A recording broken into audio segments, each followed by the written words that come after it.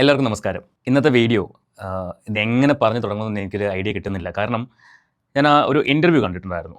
ഗംഗ മീനാക്ഷി ഒരു സ്റ്റാൻഡപ്പ് കൊമേഡിയനാണ്, അല്ലെങ്കിൽ കോമഡി ചെയ്യുന്നൊരു പെൺകുട്ടിയാണ്. ആ പെൺകുട്ടിയുടെ ലൈഫ് പാർവതി ബാബു ആണ് ഇൻ്റർവ്യൂ ഹോസ്റ്റ് ചെയ്തത്. അപ്പോൾ അവർ പറയുന്ന കഥകൾ കേട്ടിട്ട് അതിൻ്റെ ഫസ്റ്റ് പാർട്ടാണ് ഞാൻ കണ്ടത്, സെക്കൻഡ് പാർട്ടും വന്നിട്ടുണ്ട്. അപ്പോൾ അവരുടെ കഥകൾ കേട്ടപ്പോൾ ശരിക്കും ഭയങ്കര സങ്കടം തോന്നി, അതിലേറെ സന്തോഷം തോന്നി.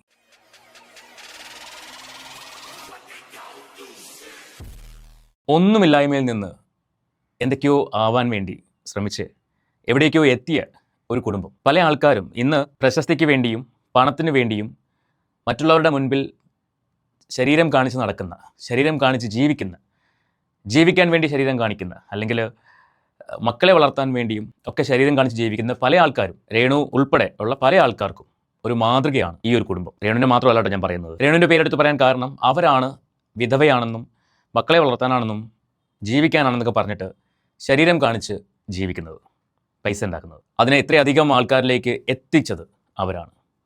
സബ്സ്ക്രിപ്ഷൻ എന്ന പേരും പറഞ്ഞിട്ട് എന്ത് തോന്നിവാസവും കാണിക്കാം, പൈസ ഉണ്ടാക്കാൻ വേണ്ടി എന്ത് തോന്നിവാസവും കാണിക്കാം, എന്തും വിളിച്ചു പറയാം.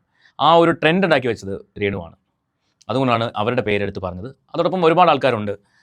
ഒരു അശ്വിനി, കഴിഞ്ഞ ദിവസം നമ്മൾ പറഞ്ഞ പോലെ നിഷാന, നിമിഷ, അതുപോലെ ശരീരം കാണിച്ചുകൊണ്ട് പൈസ ഉണ്ടാക്കി ആ പണി ചെയ്ത് ജീവിക്കുന്ന ആൾക്കാർ. അവർക്ക് എല്ലാവർക്കും ഒരു മാതൃകയാണ് ഈ ഒരു കുടുംബം എന്ന് പറയുന്നത്. തെരുവിൽ ഇറങ്ങേണ്ടി വന്ന ഫാമിലി, അമ്മയും ഒരു മോളും, ആ മോളെയും കൊണ്ട് റോഡിൽ കഴിയേണ്ടി വന്നൊരു ഫാമിലി.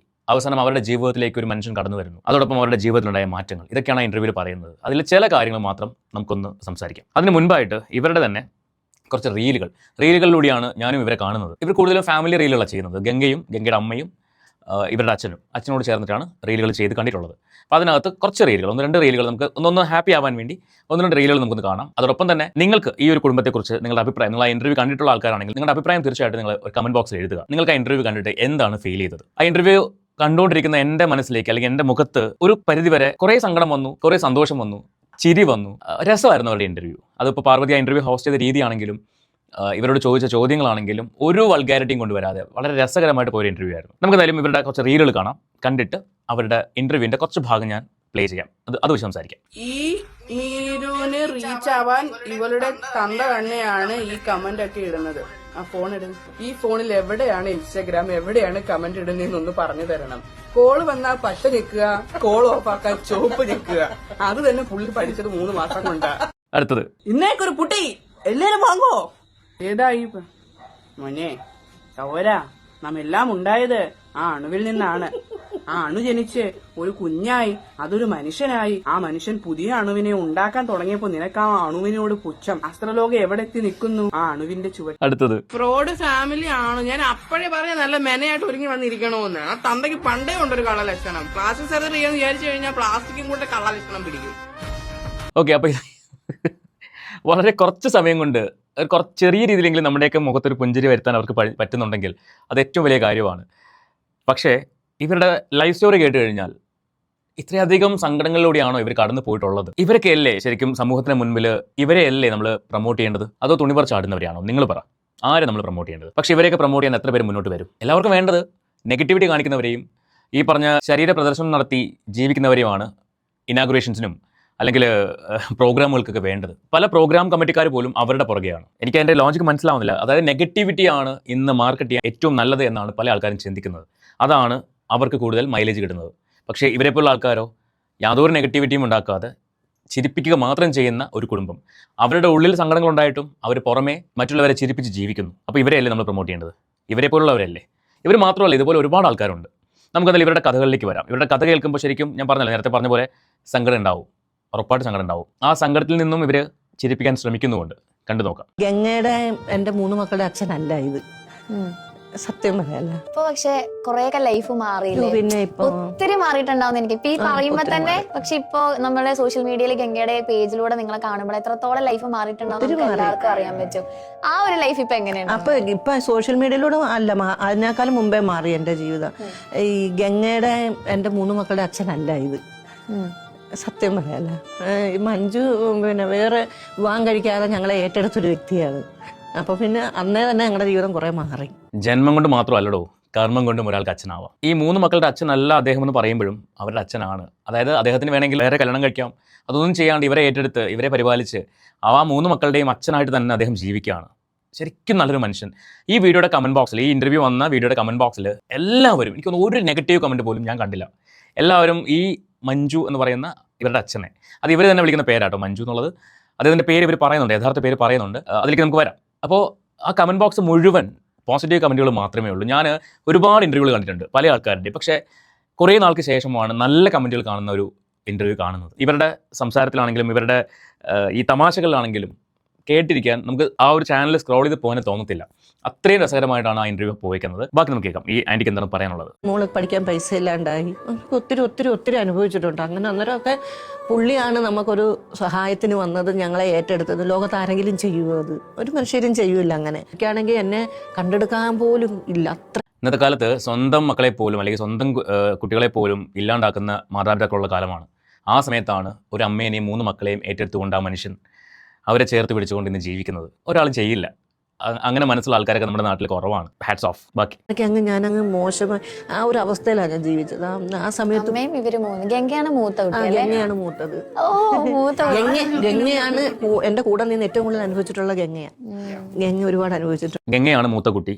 ഗംഗയ്ക്കൊപ്പമാണ് ഈ അമ്മ തെരുവിൽ കഴിയേണ്ടി വന്നത്. ആ കഥയൊക്കെ അവർ പറയുന്നുണ്ട്. നായ്ക്കൾ ആണ് അവർക്ക് കൂട്ടിനുണ്ടായിരുന്നത്, തെരുവ് നായ്ക്കളാണ് കൂട്ടിനുണ്ടായിരുന്നത്. ആ കഥയൊക്കെ പറയുന്നുണ്ട്. നമുക്ക് അടുത്ത വീഡിയോ കാണാം. അച്ഛാ, എങ്ങനെയുണ്ട് കൊച്ചി ലുലു മോളിൽ പോയി ഞങ്ങൾ മെട്രോയിൽ കയറി? എങ്ങനെ ഉണ്ടായിരുന്നു അച്ഛാ? കുഴപ്പമൊന്നുമില്ല, എല്ലാം അടിപൊളിയായിരുന്നു. ഞങ്ങൾ ഒരു മണിക്കൂർ, 1.5 മണിക്കൂർ കൂടെ ഇരുന്നില്ലേ? 1.5 മണിക്കൂർ അടിപൊളിയായിരുന്നു. 1.5 മണിക്കൂർ ഇരുന്നു. പക്ഷെ പുള്ളി വീട്ടിൽ നിന്ന് പുറത്തോട്ട് അങ്ങനെ ഇറങ്ങിയിട്ടില്ല. അല്ലെങ്കിൽ ആരുടെങ്കിലും കല്യാണം വരണം, ദൂരെയൊക്കെ പോകണമെങ്കിൽ. ഫസ്റ്റ് ടൈം ആണ് എറണാകുളം വരുന്നത്.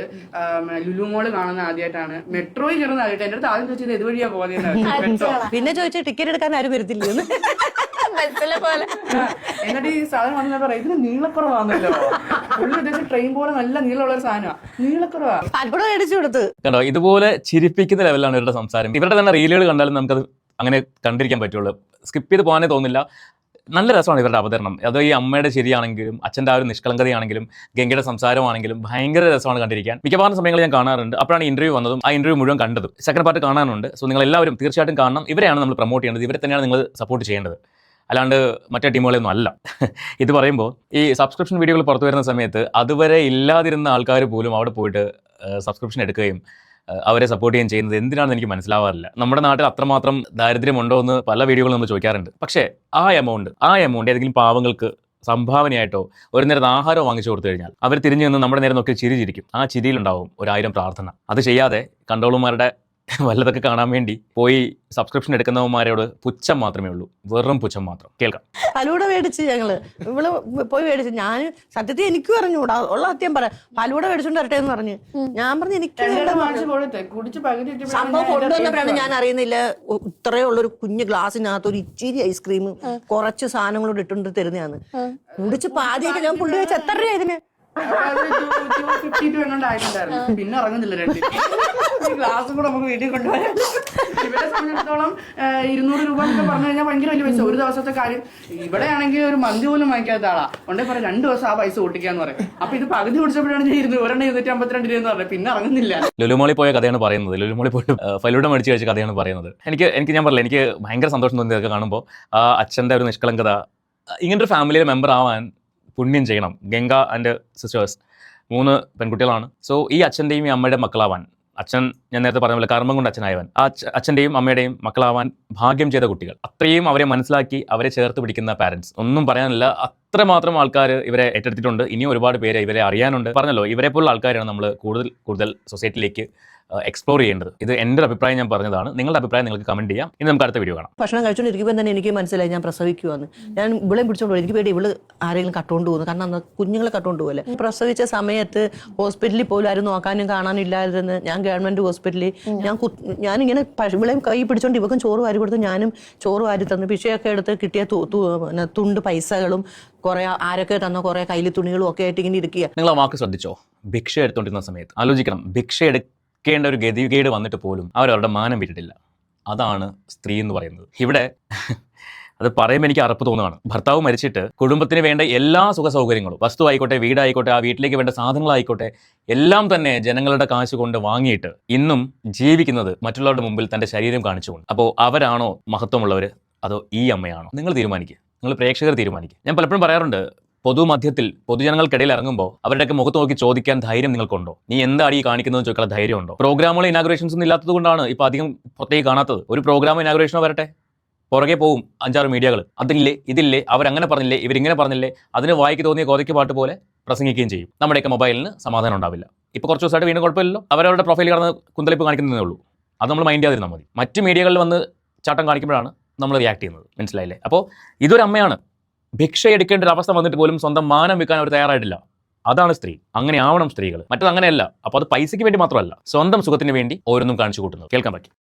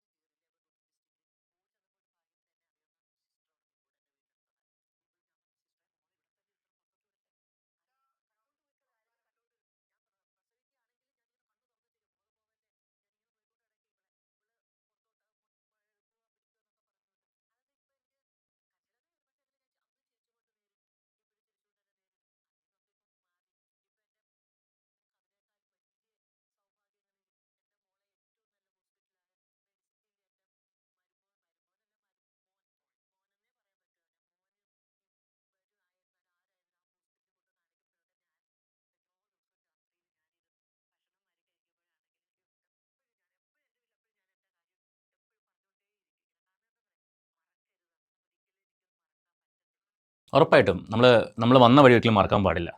ഞാൻ പറഞ്ഞില്ല, ഇവരുടെയൊക്കെ വീഡിയോകൾ കാണുമ്പോൾ ചിലരോടൊക്കെ സഹതാ പോലെ തോന്നുന്നത് പുച്ഛമാണ്, അറപ്പാണ് തോന്നുന്നത്. അടുത്ത വീഡിയോ കാണാം. ഒരു പോലീസ് സാർ ഇങ്ങനെ വന്ന് പൈപ്പ് തുറന്ന് ഇങ്ങനെ മുഖം കഴുകിയോ കയ്യോ കണ്ട കഴിയപ്പോഴത്തേക്ക് ഇങ്ങനെ നോക്കുമ്പോൾ ഞാൻ ഉടുത്തിരിക്കുന്ന സാരി അഴിച്ച് മോളെ ഇവളെയും കിടത്തിയിട്ട് ഞാൻ ഈ സാറിനെ കണ്ടിട്ട്, അത് വയറും ഉണ്ട്, എനിക്ക് നല്ല വയറല്ലേ. ഇളയ മോളെ ഗർഭിണിയായിട്ടിരുന്നപ്പോഴേ ഇങ്ങനെ പിഷ എടുത്ത് നടക്കുമല്ലേ, പിഷ എടുത്ത് നടക്കുമ്പോൾ അല്ല ഈ ഒരു പാണാസഞ്ചി ഉണ്ട് എനിക്ക്. ഈ സഞ്ചിക്കകത്ത് ഒരു ചോറ്റത്രത്തിൽ പാലും പിന്നെ കുറെ ബന്ന്, അന്നൊക്കെ ബന്നിൽ കുപ്പിക്കകത്ത് ഇട്ട് വെച്ചേക്കുക, അല്ല കവറിനകത്തൊന്നും പാക്കിംഗ് ഇല്ല, കുപ്പിയിലില്ല. അപ്പോൾ ഈ കുപ്പിയിൽ നിന്ന് കുറെ ബന്നുകൾ മേടിച്ച് ഞാൻ ബാഗിനകത്ത് ഇട്ടേക്കും. എന്നിട്ട് രാത്രിയിൽ പിഷ എല്ലാം എടുത്ത് കഴിഞ്ഞിട്ട് അവിടെ അവിടുത്തെ കടയിൽ വരുമ്പോൾ അത് ഈ പട്ടിയെല്ലാം അവിടെ കുറച്ചുകൊണ്ട് വരും എൻ്റെ നേരെ. പിന്നെ ആയപ്പോൾ കൊണ്ട് അവർക്ക് മനസ്സിലായി ഞാൻ ആ മൂല ചെന്നിരിക്കുമ്പോൾ നമ്മൾ ഉപദ്രവിക്കത്തില്ല എന്നുള്ളൊരു കാര്യം മനസ്സിലായി. അപ്പോൾ ഞാൻ ഈ ബന്നി എടുക്കുമ്പോൾ എൻ്റെ അടുത്ത് വന്ന് കിടക്കും, ഈ ബന്നി ഇവർക്കും പിച്ച് കൊടുക്കും, ഇവർക്കും അതിനകത്ത് പാല് ചോറ്റത്രത്തിൽ നിർത്തി ഇവർക്കും കുടിക്കാൻ കൊടുക്കും, ഞാനും കഴിക്കും. ആ പട്ടിയുടെ കൂടെ തന്നെ അവിടെ എവിടെയെങ്കിലും ഒക്കെ ഞങ്ങൾ ഇരിക്കും. അത് നമ്മുടെ നാണക്കേടോ അല്ലെങ്കിൽ അത് നോക്കേണ്ടെന്ന് ആവശ്യമില്ല. കാരണം എൻ്റെ നാട്ടിലുള്ള എല്ലാവർക്കും അറിയാം ഞാനതൊക്കെ അനുഭവിച്ചിട്ടുണ്ടെന്ന്, എൻ്റെ ബന്ധുക്കൾക്ക് പറയാം. അത് കഴിഞ്ഞിട്ട് പിന്നെ ഒരു ദിവസം വന്നപ്പോൾ കൊണ്ട് ഈ പട്ടി അവിടെ കടയിൽ ഇങ്ങനെ റോപ്പ് കെട്ടിയേക്ക്, അവിടെ കെട്ടിക്കൊണ്ടിരുന്നു ഇത് ചന്ത. അപ്പോൾ ഈ പട്ടികൾ കാര്യം കാണുന്നത് ഞാൻ നോക്കുമ്പോൾ ഈ പട്ടികൾ ആ ട്രാൻസ്ഫോമറിന് അതിനടുത്ത് കുറേ ഉണ്ട്, അവിടെ വന്ന് നിൽക്കുന്നുണ്ട്. അപ്പൊ എനിക്ക് എന്നിട്ട് എന്നെ കണ്ടുകൊണ്ട് ഇത് ഓടി വരുന്നു. അപ്പൊ എനിക്ക് മനസ്സിലായി ഇവിടെ എന്തോ ഇതുണ്ടെന്ന്. 8:30 മണിയാവും ഞാൻ ഓരോ സ്ഥലത്തുനിന്നും പിശ എടുത്തിട്ട് എൻ്റെ നാട്ടില് അങ്ങനെ വന്നപ്പോൾ ഉണ്ട് ഈ പട്ടി എന്നെക്കാളും മുമ്പേ ഓടുന്നു. ഓടിയപ്പോൾ അന്ന് ഈ സ്കൂളിനകത്ത് ഓലഷെഡാണ്, ഗേറ്റും ഇല്ല ഒന്നുമില്ല, ഓലഷെഡുണ്ട്. അപ്പൊ ഇവരെല്ലാം ഈ ഓലഷെഡിന്റെ അകത്ത് കിടപ്പുണ്ട്. അപ്പം എനിക്ക് മനസ്സിലായി അന്നേരം. ഞാനും അവിടെ ചെന്ന് കിടന്ന് കുറേ നാൾ അവിടെ കിടന്ന് രാത്രി വന്ന് അവിടെ കിടന്ന്. ഒരു ദിവസം നോക്കുമ്പോൾ പോലീസുകാർ അവിടെ ക്യാമ്പ് ചെയ്യുവാണോ അതോ അവർ രാവിലെ ഓടാനോ ചാടാനോ, അതിന് കുറേ അപ്പുറത്താണ് കാവനാട് പോലീസ് സ്റ്റേഷൻ. എനിക്കറിയത്തില്ലായിരുന്നു അവിടെ അങ്ങനെ വരുമെന്ന്. അപ്പോൾ ഒരു പോലീസ് സാർ ഇങ്ങനെ വന്ന് പൈപ്പ് തുറന്ന് ഇങ്ങനെ മുഖം കഴുകിയോ കയ്യോ കണ്ട കഴിയപ്പോഴത്തേക്ക് ഇങ്ങനെ നോക്കുമ്പോൾ ഞാൻ ഉടുത്തിരിക്കുന്ന സാരി അഴിച്ച് മോളെ ഇവളെയും കിടത്തിയിട്ട് ഞാൻ ഈ സാറിനെ കണ്ടിട്ട്, അത് വയറും ഉണ്ട്, എനിക്ക് നല്ല വയറല്ലേ. അപ്പോൾ ഈ സാർ എന്നെ ഇങ്ങനെ അന്തം വിട്ട് ഇങ്ങനെ കുറേ നേരം ഇങ്ങനെ നോക്കി നിന്ന്. സാറ് നോക്കിയപ്പോൾ ഞാനിങ്ങനെ കാണിച്ചു, സാറേ ഇങ്ങനെ തൊഴുതു. അപ്പോൾ സാറിങ്ങനെ അങ്ങോട്ട് നോക്കിയിട്ട് എൻ്റെ അടുത്ത് ഒന്നും വേണ്ട അവിടെ ഇരുന്നു എന്ന് പറഞ്ഞു. ആ സാറ് തന്നെ തിരിച്ച് ഞാൻ കുറേ നാൾ കഴിഞ്ഞ് സ്റ്റേഷനിൽ പരാതിക്ക് തന്നപ്പം എനിക്കെല്ലാ സഹായവും ആ മനുഷ്യൻ ചെയ്തു. എത്ര കഷ്ടപ്പെട്ടൊരു അമ്മയല്ലേ, ഒരു മകളെയും ചേർത്ത് പിടിച്ചുകൊണ്ട്, അതും ഇന്നത്തെ കാലത്ത് ഒരു പെൺകുട്ടീനെ ചേർത്ത് പിടിച്ച് തെരുവിൽ ജീവിക്കേണ്ടി വരുമ്പോൾ എത്രമാത്രം അവർ ഇൻസെക്യൂർ ആയിരിക്കും, അല്ലെങ്കിൽ ആ ഇൻസെക്യൂരിറ്റി അവർക്ക് ഫീൽ ചെയ്യുന്നുണ്ടാവും. അതെല്ലാം വെച്ചിട്ട് അവർ ജീവിതം ഒരു കരക്കടിപ്പിക്കാൻ വേണ്ടി, അതും ഭിക്ഷ യാചിച്ചുകൊണ്ട്, മറ്റുള്ളവരുടെ മുന്നിൽ കൈനീട്ടിക്കൊണ്ട് അങ്ങനെ ജീവിച്ചിട്ട്, അവർക്ക് അങ്ങനെ ജീവിച്ചതുകൊണ്ടായിരിക്കും, അവർ ആരെയും ദ്രോഹിക്കാത്തതുകൊണ്ടായിരിക്കും ഇന്ന് അവർ ജീവിക്കുന്നത് നല്ല രീതിയിലാണ്. അവർക്ക് അങ്ങനെ ഒരു ചേഞ്ച് ഉണ്ടായത്. ഇതാണ് എൻ്റെ അമ്മൂമ്മ പലപ്പോഴും പറയാറുണ്ട്. നീ എത്ര കഷ്ടപ്പെട്ടാലും, നീ ആരെയും ദ്രോഹിക്കാതിരുന്നാൽ, നീ നല്ലത് മാത്രം ചെയ്താൽ നിന്റെ ജീവിതത്തിൽ ഒരു മാറ്റം ഉണ്ടാവും. കഷ്ടപ്പാട് ഇഷ്ടംപോലെ ഉണ്ടാവും, കഷ്ടപ്പാടുകളില്ലാത്ത മനുഷ്യനുണ്ടാവില്ല. പക്ഷേ അറിഞ്ഞുകൊണ്ട് ആരും ദ്രോഹിക്കാതിരിക്കുക. അങ്ങനെയാണെങ്കിൽ ഒരു കൈ നിന്റെ നേരെ വരും, ആ കയ്യിൽ നീ കയറി പിടിക്കുക, നിന്റെ ലൈഫിൽ മാറ്റം ഉണ്ടാവും. ഇതെന്റെ അമ്മൂമ്മ പറഞ്ഞ വാക്കുകളാണ്. ഇവരുടെ ലൈഫാണ് എനിക്ക് അത് ഓർമ്മ വരുന്നത്. ഇവരുടെ നേരെ നീട്ടി ആ കൈ എന്ന് പറയുന്നത് ഇവരുടെ അച്ഛനാണ്. അച്ഛൻ എപ്പോഴാണ് അമ്മയെ ഫസ്റ്റ് ടൈം കാണുന്നേ? എനിക്ക് വർഷാപ്പ് ഉണ്ടായിരുന്നു. ആ വർഷാപ്പിന്റെ പറച്ചിലിടുന്ന പുള്ളിയുടെ സ്വന്തമാണ്. ചുമ്മാ ഇരി. എന്റെ വർഷാപ്പല്ല, ഞാനവിടെ ജോലി ചെയ്യാ. ഇന്റർവ്യൂലാണ്ട് ഇവർ ഇത്ര മാനായിട്ട് പറയുന്നത്, ഇവർ അടി കൂടുമ്പോ പറഞ്ഞു കേൾക്കണം.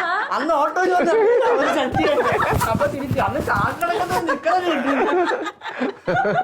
ഇപ്പൊ മാനായിട്ട് അന്ന് അടി കൂടെ വന്നിരിക്കണം. അച്ഛൻ ഇങ്ങനെയൊക്കെ അച്ഛൻ പറ. ഒരു വർഷാപ്പിലെ കുറേശ്ശെ താമസിച്ചിരുന്നു. അങ്ങനെ ഒരു കുറെ അങ്ങ് അടുത്ത് പെട്ടെന്ന് ഇഷ്ടായി അമ്മ. പിള്ളേരെ കണ്ടങ്ങ് ഇഷ്ടപ്പെട്ടതാ. ഇവളെ കണ്ടാണ് ഇഷ്ടപ്പെട്ട ആദ്യം.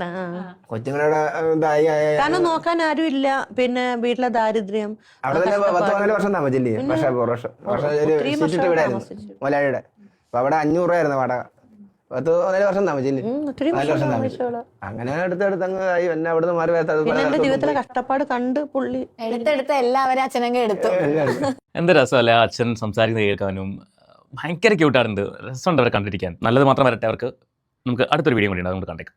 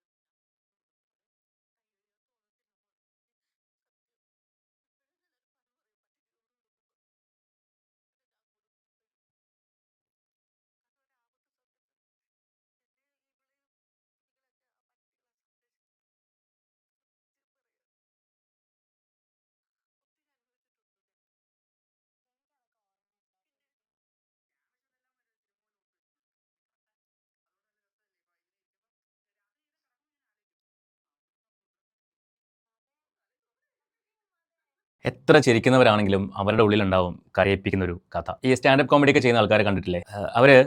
അവരുടെ ലൈഫിൽ ഉണ്ടാവുന്ന അല്ലെങ്കിൽ ലൈഫിൽ ഉണ്ടായിട്ടുള്ള കുറേ അധികം കാര്യങ്ങളായിരിക്കും കോമഡി രൂപത്തിൽ അവതരിപ്പിക്കുന്നത്. ഒറ്റ കേൾവിക്ക് കേൾക്കുമ്പോൾ ചിലപ്പോൾ നമുക്ക് ചിരി വരുമായിരിക്കും. അത് അവർ ഫേസ് ചെയ്തൊരു സമയമുണ്ട്. ഇന്ന് നമ്മൾ അനുഭവിക്കുന്ന ബുദ്ധിമുട്ടുകൾ, കഷ്ടപ്പാടുകൾ, ഇതെല്ലാം നാളെ നമ്മളൊരു നല്ല നിലയ്ക്ക് എത്തുമ്പോൾ അതൊക്കെ ആലോചിക്കുമ്പോൾ ഒരു ചെറിയ ചിരിയെങ്കിലും നമ്മുടെ മനസ്സിൽ വരും, അല്ലെങ്കിൽ നമ്മുടെ മുഖത്ത് വരും. അതിന് കാരണം എന്ന് പറയുന്നത് അവിടെ നിന്ന് നമ്മൾ ഇവിടെ എത്തിയല്ലോ എന്ന് ഉള്ളൊരു എന്താ പറയുക, പ്രൗഡാണ്. ഈ പറയുന്നത് കേൾക്കുമ്പോൾ എത്രമാത്രം അവർ സ്ട്രഗിൾ ചെയ്തിട്ടുണ്ട് ലൈഫിൽ. 3 കുട്ടികൾ, ആ കുട്ടികളെ വെച്ചിട്ട് തെരുവിൽ ഭിക്ഷ യാചിച്ച് ജീവിക്കേണ്ടി വരുന്ന അവസ്ഥ. അവിടെ നിന്ന് അവർ ഇവിടെ എത്തിയെങ്കിൽ അത് അവരുടെ കഷ്ടപ്പാടിന്റെ ഫലം തന്നെയാണ്. ഇനിയും ഒരുപാട് മുന്നോട്ട് പോകട്ടെ. അടുത്ത വീഡിയോ കാണാം. അമ്മ രാജലക്ഷ്മി, അച്ഛൻ മനോജ് കുമാർ. ഞങ്ങൾ ഷോർട്ട് ഫോം മഞ്ജു എന്ന് വിളിക്കും. മഞ്ജു മഞ്ജു നോക്കുമ്പോ ഒരു കുട്ടിത്തൊക്കെ തോന്നാറില്ലേ? ആരാ അച്ഛൻ മഞ്ജു എന്ന് പേരിട്ടെ? മനോജ് കുമാർ എന്ന് പറയുമ്പോ ഒരു ഭയങ്കര വലിയ ആളെ പോലെ തോന്നും. ഇപ്പോഴും തോർത്ത് കൊടുത്താലും പോപ്പിക്കൂടെ കൊച്ചിനെ തോന്നുന്നുണ്ട് ഞങ്ങൾ മഞ്ജു എന്ന് പേരിട്ട്. അപ്പൊ അച്ഛൻ ചോദിച്ചില്ല എന്തിനീ പെണ്ണുങ്ങളുടെ പേര് എനിക്ക് ഇട്ടേന്ന്? ഞാൻ ചോദിച്ചായിരുന്നു. അപ്പൊ എളുപ്പം വിളിക്കാവുന്ന ഒരു പേരാന്ന് പറഞ്ഞാൽ ഇട്ടത്. അച്ഛൻ ഹാപ്പി. ഇപ്പൊ കൊച്ചു പോലും വിളിക്കുന്നത് മഞ്ജു. അപ്പൊ നമുക്ക് ഇനി മഞ്ജു കണ്ടില്ലേ? ഇവിടെ ഇന്റർവ്യൂ എല്ലാവരും കാണുക. ഫസ്റ്റ് പാർട്ട് വന്നു, സെക്കൻഡ് പാർട്ട് വന്നിട്ടുണ്ട്. സോ എനിക്കിനി സെക്കൻഡ് പാർട്ട് കാണണം. അപ്പോൾ സെക്കൻഡ് പാർട്ട് കണ്ടിട്ട് ഇതുപോലെ നമുക്ക് സംസാരിക്കാൻ പറ്റുവാണെങ്കിൽ സംസാരിക്കാം. നിങ്ങൾക്ക് ഈ വീഡിയോ ഇഷ്ടപ്പെട്ടെങ്കിൽ, എനിക്ക് ഒരുപാട് ഇഷ്ടപ്പെട്ടു, ഈ ഒരു ഫാമിലി ഒരുപാട് ഇഷ്ടപ്പെട്ടു. എപ്പോഴെങ്കിലും ഒന്ന് കാണാൻ പറ്റുവാണെങ്കിൽ കാണണമെന്ന് ആഗ്രഹമുണ്ട്.